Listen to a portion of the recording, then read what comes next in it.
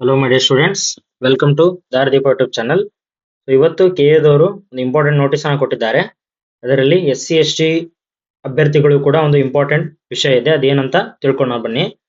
CET 2026ಕ್ಕೆ ಈಗಾಗಲೇ ಅರ್ಜಿ ಸಲ್ಲಿಸುವವರು ಎಲ್ಲಾ ಮಾಹಿತಿ ಸರಿಯಾಗಿ ತುಂಬಿರುವ ಬಗ್ಗೆ ಪರಿಶೀಲಿಸಿಕೊಳ್ಳಲು ಸಾಕಷ್ಟು ಬಾರಿ ಮಾಹಿತಿ ನೀಡಲಾಗಿದ್ದು, ತಪ್ಪಿದ್ದರೆ ಮತ್ತೊಮ್ಮೆ ಲಾಗಿನ್ ಆಗಿ ಸರಿಪಡಿಸಿಕೊಳ್ಳಲು ಅವಕಾಶವಿದೆ. ಅಂತಿಮವಾಗಿ ಸಬ್ಮಿಟ್ ಮಾಡುವ ಅರ್ಜಿಯಲ್ಲಿನ ಮಾಹಿತಿಗಳು ಸರ್ವರ್ ನಲ್ಲಿ ಸೇವ್ ಆಗುತ್ತದೆ ಎಂಬುದನ್ನು ಗಮನಿಸಿ. ಯಾವ್ದು ಫೈನಲ್ ಆಗಿ ಸಬ್ಮಿಟ್ ಅಂತ ಒತ್ತುತ್ತೀರಲ್ಲ ಪ್ರಿಂಟ್ಔಟ್ ತಗೊಂಡ್ಮೇಲೆ ಅವು ಫೈನಲ್ ಆಗಿ ಸೇವ್ ಆಗುತ್ತೆ ಅಂತ ಹೇಳ್ತಿದ್ದಾರೆ. CET 2026ಗೆ ಅರ್ಜಿ ಸಲ್ಲಿಸಲು ನಿಗದಿಪಡಿಸಿರುವ ಕೊನೆಯ ದಿನಾಂಕದ ನಂತರವೂ ಎಡಿಟಿಂಗ್ ಮಾಡಿಕೊಳ್ಳಲು ಅವಕಾಶ ನೀಡಲಾಗುತ್ತದೆ. ಆದರೆ CET 2026ಗೆ ಹೊಸದಾಗಿ ಅರ್ಜಿ ಸಲ್ಲಿಸಲು ಆಗುವುದಿಲ್ಲ. ಈಗೇನು ಲಾಸ್ಟ್ ಟೈಮ್ 2 days ಹಿಂದೆ ಏನೊಂದು ನೋಟಿಸ್ ಕೊಟ್ಟಿದ್ದಾರಲ್ಲ, 27 ಫೆಬ್ರವರಿ 2026ಕ್ಕೆ ಫೈನಲ್ ಆಗಿ ಯಾರು ಇನ್ನೂ ಅರ್ಜಿ ಸಲ್ಲಿಸಿಲ್ಲ ಅವರು ಅರ್ಜಿ ಸಲ್ಲಿಸಲಿಕ್ಕೆ ಅವಕಾಶವನ್ನು ಕೊಟ್ಟಿದ್ರು. ಈಗ ಏನ್ ಹೇಳ್ತಿದ್ದಾರೆ ಅಂದ್ರೆ, ಅಭ್ಯರ್ಥಿಗಳು ಸರಿಯಾದ ಮಾಹಿತಿಯನ್ನು 30 ಮಾರ್ಚ್ 2026 ಒಳಗಾಗಿ ನೀಡುವ ಕುರಿತು ತಮ್ಮ ಪೋಷಕರೊಡನೆ ಸಮಾಲೋಚಿಸಿ ಕ್ರಮವಹಿಸಬಹುದೆಂದು ಈ ಮೂಲಕ ತಿಳಿಸಿದೆ. ಅಂದ್ರೆ 30 ಮಾರ್ಚ್ 2026 ಒಳಗೆ ನಿಮ್ದೇನಾದ್ರೂ ತಪ್ಪಾಗಿ ಮಾಡಿದ್ರೆ, ಯಾರು ಇನ್ನು ರಿಜಿಸ್ಟರ್ ಮಾಡಿಲ್ಲ ಅವ್ರಿಗೆ 27 ಒಳಗೆ ರಿಜಿಸ್ಟರ್ ಮಾಡ್ಬೇಕು. ನೀವು ಯಾರಿನ್ನು ರಿಜಿಸ್ಟ್ರೇಷನ್ ಮಾಡಿದ್ದೀರಿ, ಏನಾದ್ರೂ ತಪ್ಪಾಗಿದ್ರೆ ಅವರು ಮತ್ತೆ ಲಾಗಿನ್ ಆಗಿ ವೆಬ್ಸೈಟ್ ಅಲ್ಲಿ 30 ಮಾರ್ಚ್ 2026 ಒಳಗೆ ನೀವು ಎಡಿಟಿಂಗ್ ನ ಮಾಡ್ಕೊಳ್ಬಹುದು. ಮತ್ತು ಪೇಮೆಂಟ್ ಗೆ ಲಾಸ್ಟ್ ಡೇಟ್ ಇರೋದು 3ನೇ ತಾರೀಕು ಮಾರ್ಚ್ 2026. ನೆಕ್ಸ್ಟ್ ಇನ್ನೊಂದು ಇಂಪಾರ್ಟೆಂಟ್ ಏನಂದ್ರೆ, SC/ST ಅಭ್ಯರ್ಥಿಗಳಿಗೆ CET 2026ಕ್ಕೆ ಅರ್ಜಿ ಸಲ್ಲಿಸಿರುವ ಪರಿಶಿಷ್ಟ ಜಾತಿಯ ಅಭ್ಯರ್ಥಿಗಳಿಗೆ ಗಮನಕ್ಕೆ. CET 2026ಕ್ಕೆ ಅರ್ಜಿ ಸಲ್ಲಿಸುವ ಪರಿಶಿಷ್ಟ ಜಾತಿ ಅಭ್ಯರ್ಥಿಗಳು ಒಳ ಮೀಸಲಾತಿ ವಿವರಗಳು ಮುದ್ರಿತವಾಗಿರುವ ಪ್ರವರ್ಗ ABC ಜಾತಿ ಪ್ರಮಾಣ ಪತ್ರವನ್ನು ಸಂಬಂಧಿಸಿದ ತಹಶೀಲ್ದಾರ್ ಅವರಿಂದ ಪಡೆದು ನಂತರ ಸದರಿ ಜಾತಿ ಪ್ರಮಾಣ ಪತ್ರದ ಆಡಿ ಸಂಖ್ಯೆಯನ್ನು CET 2026ರ ಆನ್ಲೈನ್ ಅರ್ಜಿಯಲ್ಲಿ ನಮೂದಿಸಲು ಈಗಾಗಲೇ ಸೂಚಿಸಲಾಗಿದೆ.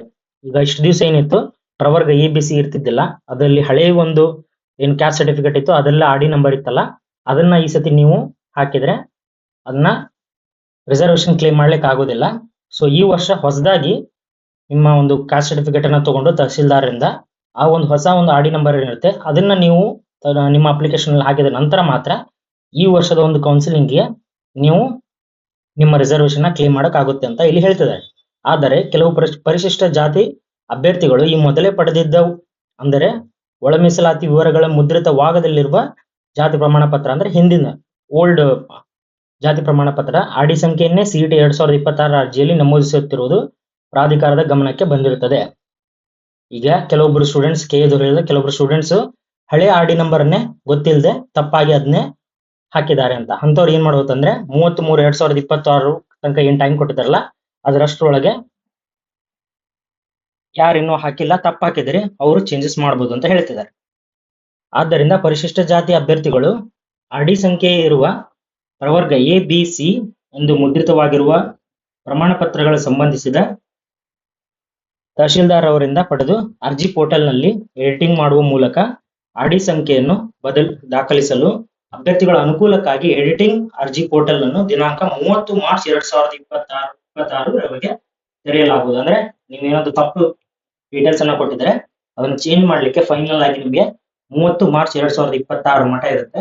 ಲಾಸ್ಟ್ ಡೇಟ್ ಮಟ ವೇಟ್ ಮಾಡಬೇಡಿ. Usually at the end of the editing date ಅಥವಾ ರಿಜಿಸ್ಟ್ರೇಷನ್ ಡೇಟ್ ಅಲ್ಲಿ ಸರ್ವರ್ ಎರರ್ಸ್ ಬರ್ತಾ ಹೋಗುತ್ತೆ. ಸೊ ನಿಮ್ಮ ಹತ್ರ ಎಲ್ಲ ಡಾಕ್ಯುಮೆಂಟ್ಸ್ ಆಲ್ರೆಡಿ ಇದ್ರೆ, ಇಲ್ಲ ಅಂದ್ರೆ ತಹಶೀಲ್ದಾರ್ ಕಚೇರಿಯಲ್ಲಿ ಹೋಗಿ ಅದನ್ನ ತಗೊಂಬನ್ನಿ. ಎಲ್ಲ ರೆಡಿ ಇತ್ತಂದ್ರೆ ಆದಷ್ಟು ಬೇಗ ಎಡಿಟಿಂಗ್ ಅನ್ನ ಮಾಡಿ ಅಂತ ತಿಳಿಸ್ತಾ ಇದ್ದೀನಿ. ಈ ವಿಡಿಯೋದಲ್ಲಿ ಇಷ್ಟು ಅಪ್ಡೇಟ್ಸ್ ಗಳನ್ನ ಕೊಡಬೇಕಾಗಿತ್ತು. ಹೀಗೆ ಅಪ್ಡೇಟ್ಸ್ ಸಲುವಾಗಿ ನಮ್ಮ ಚಾನೆಲ್ನ ಸಬ್ಸ್ಕ್ರೈಬ್ ಮಾಡಿ, ಶೇರ್ ಮಾಡಿ. Thank you for watching the video.